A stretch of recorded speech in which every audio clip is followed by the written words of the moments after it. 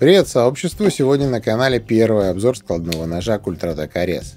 Семейство Ares — это серебряная серия компании Kultratec, и на старте у нас две модификации модели. Одна с гладкими плашками и клинком из стали Elmax, вторая — плашки с рисунком и клинок из стали М390.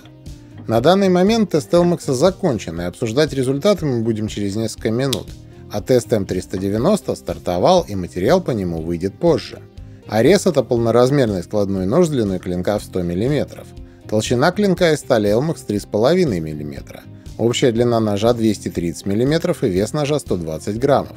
Толщина рукояти чуть меньше 11 мм. Твердость стали на клинке 63-64 единицы по шкале Роквелла.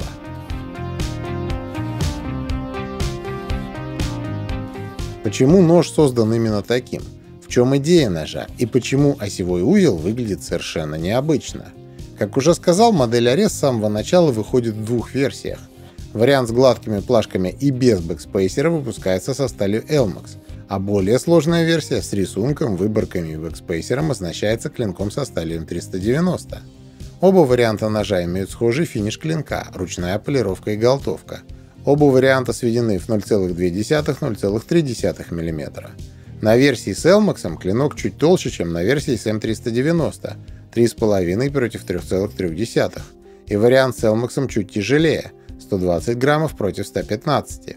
Внешне у Ares понятные и привычные формы. Более того, практически сразу после анонсов сообщество начали сравнивать нож с моделью Swarn. На мой взгляд, это сравнение не совсем чтобы корректное. Ну да, силуэтом нож может и напоминает Swarn. Но это ведь классическая форма ножа. Такую форму с разными вариациями выпускает очень много производителей. Сходство по большому счету только в этом. В остальном Swarn и Ares полные противоположности, буквально во всем. Swarn — это лайнер-лок, Ares — это фрейм. На Swarn титан выполняет роль каркаса, основную визуальную нагрузку на себе несет карбон. Ares же это полнотитановая конструкция. Сталь на Swarn — это ZDP-189, 125V, М398, Vanax и все прочее. Ares — это Elmax и М390, и Swarn — это шайбы, а на Ares упорный подшипник. То есть, говоря по-простому, Swarn — это все, что угодно, но не простота. А Ares как раз наоборот, выжимка пользовательских характеристик. И на мой взгляд, куда как логичнее сравнить Ares с Корнетом. Тут и серия одна, и цена сопоставимая, и конструктивно ножи похожи. Но давайте сначала разберемся с тестом.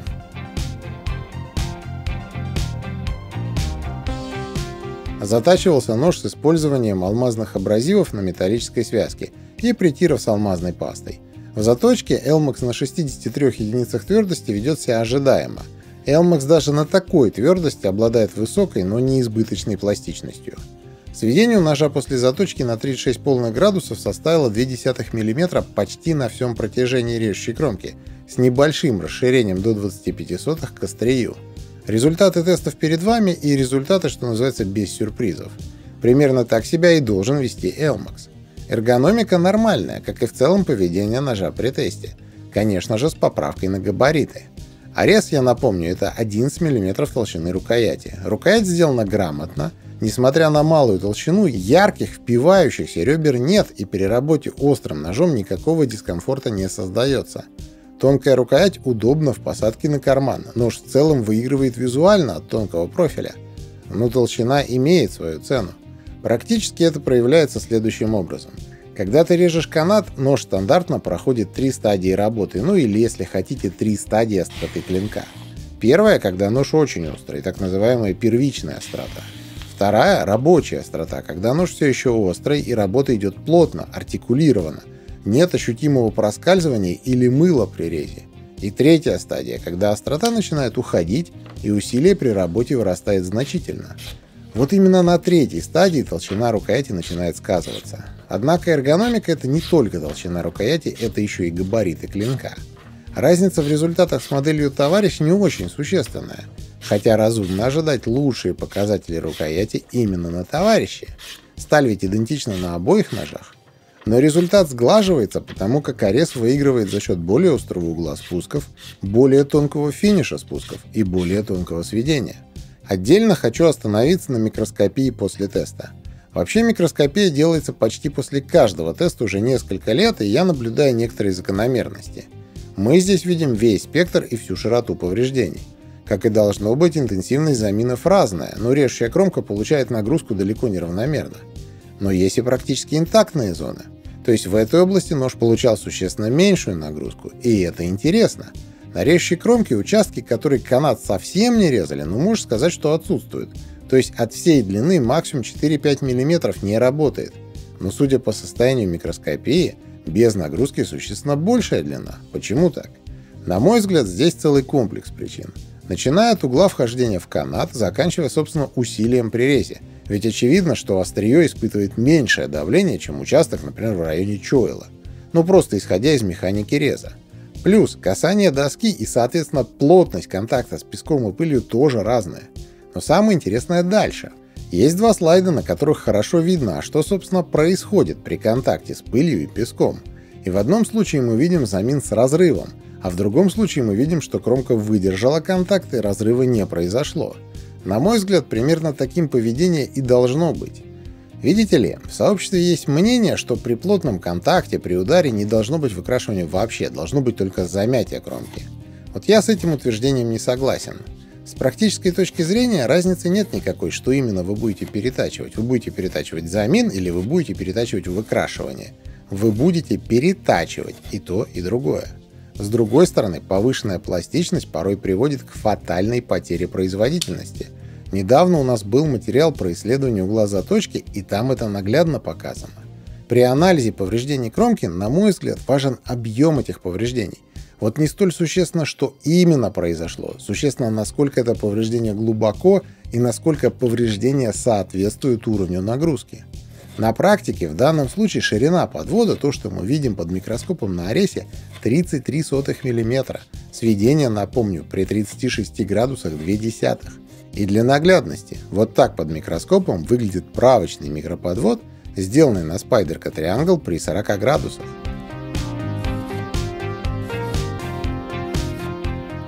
Мы с вами еще поговорим про Elmax уже в контексте сравнения с M390 во второй части обзора Ареса.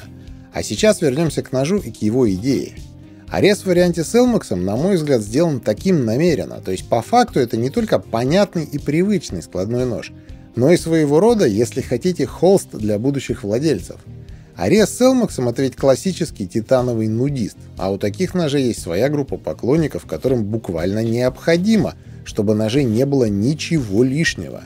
И, естественно, титановые нудисты — это непаханное поле для кастомизации, гравировок и всего прочего. То есть общая идея модели Арес — создать семейство с понятными рабочими характеристиками, отработанными сталями, удобными конструкционными решениями и классической эргономикой. Поэтому сравнивать Арес со Сварном — идея так себе. Сварн, очевидно, бодрее и гораздо дороже. А Корнет — история другая. Вы можете сказать, что разница между Корнетом и Аресом тоже вполне очевидна. Корнет насыщеннее, сложнее и более определен с точки зрения использования. Все-таки Варнклифф, что называется, заточен на городское ношение. Помимо прочего, на Корнете стоит радиальный подшипник, в отличие от упорного на Аресе. Арес в целом несколько проще и более понятен, и он дешевле. И по сути вы правы, но не до конца. В самом начале я сказал, что на Аресе стоит необычный осевой узел, но необычный он для Культротека. Корнет, как и большинство ножей Культротек, построен на гайках. Гайки — это не только дизайнерский элемент, но и конструкционный. Гайками задается необходимое усилие прижима и точность фиксации. Однако у любой медали есть оборотная сторона. Гайкам требуется собственный ключ. И да, ключ идет в комплекте с ножом, и это решает проблему. Но что делать, если вы куда-то с ножом едете? С собой брать ключ? Ведь по идее вы не предполагаете нож разбирать, это максимум какой-то форс-мажор. А если ключ поломался, а если потерялся, всякое ведь бывает. Арес создавался в том числе с учетом подобных нюансов, и поэтому на ноже упорный подшипник, а не радиальный. Радиальный подшипник в потенциале намного интереснее упорного, но, как уже сказал, нюансы есть во всем. А вот что не совсем верно, так это так называемая простота ножа. Аресу хватает интересных технологических решений, и они точно так же в осевом узле. Как вы можете заметить, торкс в осевом узле Ареса с двух сторон, как с лица, так и с тыльной стороны. Можно предположить, что мы имеем дело с классической антипроворотной системой, когда мы используем одну отвертку для разборки, а вторую для удержания оси от проворачивания. На деле все интереснее. Антипроворот на ноже организован за счет самой оси, на ней есть необходимая проточка. А вот торг с тыльной стороны – это фиксатор. Ну то есть вы, собирая нож, закручиваете осевой с лицевой стороны до необходимого вам усилия прижима, а вот после фиксируете это положение, закручивая винт с тыльной стороны. Торг со стороны фрейма на левой резьбе. В итоге для предотвращения раскручивания осевого узла не требуется использовать фиксатор резьбы. Механизм встроен в сам узел. Более того, последующее обслуживание, сборка, разборка также существенно упрощается.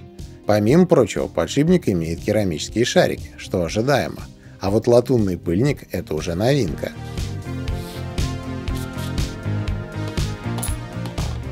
Но я соглашусь с вами в том, что выбор между Аресом и Корнетом – это в первую очередь выбор именно типа клинка. Оба ножа сведены тонко. Оба ножа схожи с точки зрения потенциальной производительности. Арес, скорее всего, будет удобнее с точки зрения открытия ножа, по крайней мере для новичка, потому как форма плавника и механика у него более привычная. Корнет интереснее по возможностям хвата и удержания ножа, потому как в открытом состоянии никаких выпирающих элементов нет. Арес же за счет классического плавника безопаснее при закрывании ножа. При закрытии клинок именно плавником упирается в ноготь большого пальца. С точки зрения клипса ножи сопоставимы, единственное, наверное, Арес несколько жестче Корнета. По итогу выбор между Корнетом и Аресом – это выбор дизайна, выбор формы клинка. Но это справедливо, когда речь идет о версии с Elmax. Самый интересный вопрос – а какой именно Арес выбрать – с Elmax или с M390? И пока я не могу вам этого сказать. По сути, ведь у нас впереди первое за все время сравнительное тестирование двух современных и очень востребованных сталей. И Elmax и M390 мы тестировали часто, даже очень часто. Но еще ни разу не совпало, чтобы все, кроме сталей, было идентичным. А сейчас именно так. Эргономика, подход к термообработке, сведение, финиш клинка – буквально все идентично, кроме самой стали. Закончим тест М390 и подробно разберем этот вопрос. Вот такой сегодня материал, надеюсь, он вам понравился, и если так, с вас лайк, подписка и колокольчик. Спасибо вам за просмотр, до новых встреч и пока.